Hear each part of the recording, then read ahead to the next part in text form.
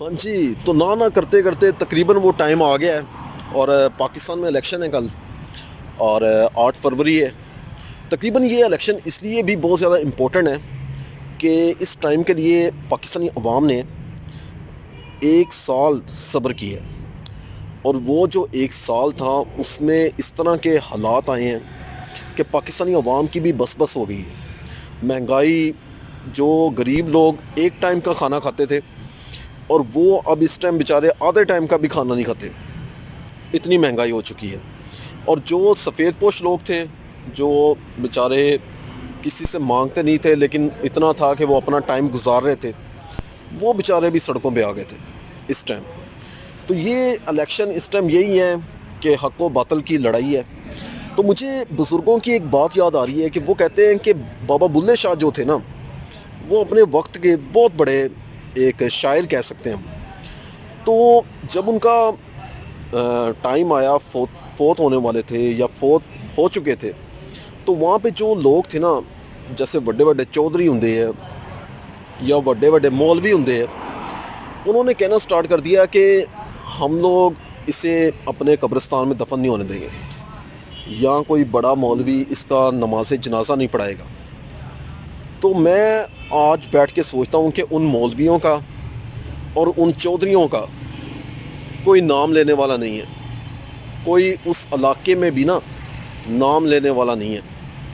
اور ان کا نماز جنازہ کہتے ہیں کہ ایک جو ہوتا ہے ٹرانسجینڈر، اس نے نماز جنازہ ان کا پڑھایا تھا، اور ایک نامعلوم جگہ پہ ان کی قبر تھی۔ اور آپ دیکھیں کہ ان کا جو شہر ہے نا، بابا بلے شاہ کی وجہ سے پہچانا جاتا ہے، وہ شہر جو ہے بابا بلے شاہ کی وجہ سے پہچانا جاتا ہے۔ تو اسی طرح ہی آپ نے دیکھا ہوگا کہ حضرت امام حسین اور یزید کی لڑائی، یزید جو ہے وہ حضرت امام حسین کی وجہ سے جانا جاتا ہے۔ حضرت امام حسین حق پہ تھے اور یزید کافر، اور وہ حضرت امام حسین کی وجہ سے جانا جاتا ہے۔ اسی طرح ہی آپ لوگوں نے کوئی پریشان نہیں ہونا، حق و باطل کی لڑائی ہے۔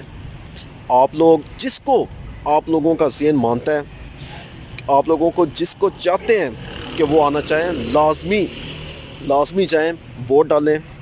اور اس جو لڑائی ہے یا حق و باطل کی لڑائی جو اب بن چکی ہے، کیونکہ عوام اس ٹائم پس چکی ہے، تو آپ لوگ لازمی اپنا حق ڈالیں۔ باقی جو ہوتا ہے جو ہوگا وہ اللہ کی ذات بہتر جانتی ہے۔ یہاں پہ بھی بہت سارے، اس دنیا میں بہت سارے ہم کہہ سکتے ہیں فرعون آئے ہیں، یزید آئے ہیں، اور ان کا انجام آپ لوگوں نے دیکھا ہے کہ ایٹ دی اینڈ یہی ہوتا ہے کہ ان کا نام لینے والا کوئی نہیں ہوتا۔ وہ جو حق پہ کھڑا ہوتا ہے وہ تا عمر امر ہو جاتا ہے۔ آپ لوگوں کو ایک سادہ سی ایگزامپل دیتا ہوں، ٹیپو سلطان کی ایگزامپل لے لیں۔ ٹیپو سلطان، انہوں نے کہا تھا کہ شیر کی ایک دن کی زندگی گدڑ کی 100 سالہ زندگی سے بہتر ہے، اور جنہوں نے ان کے ساتھ غداری کی، وہ مجھے لگتا ہے کہ آج تا عمر مجھے نہیں لگتا کہ ان کی جو اولادیں ہیں وہ کوئی فخر سے بتاتی ہوں گی کہ ہاں بھائی ساڈے دادا پردادا نے ٹیپو سلطان کے خلاف غداری کی تھی۔ ہاں، ہو سکتا ہے شاید ان کی اولادیں جو ہیں وہ کسی بڑے عہدے پہ بیٹھی ہوں، کسی جگہ پہ ان کا کوئی عالی شان مکان بھی ہوں، لیکن یار اس طرح کی زندگی سے بہتر ہے بندہ ایک ٹائم ایسا آئے جب وہ سوچا کہ حق کی طرف کھڑا ہو جاؤں یا باطل کے ساتھ مل جاؤں، تو اس ٹائم یہی ہے کہ وہ مرنا پسند کرے۔ اگر اسے لگے کہ میں باطل کے ساتھ مل کے کچھ دیر زندگی گزار لوں گا، تو ایسی زندگی سے بہتر ہے کہ انسان مر جائے۔ تو آج آخری دن ہے، اسے چاند رات منائیں اور اپنی تیاریاں کریں، جتنا ہو سکتا ہے کل ٹائم سے نکلیں اور جا کے اپنا ووٹ دیں، اور اس حق و باطل کی جنگ میں ہمیشہ جو جیت ہوگی وہ انشاءاللہ حق کی ہوگی۔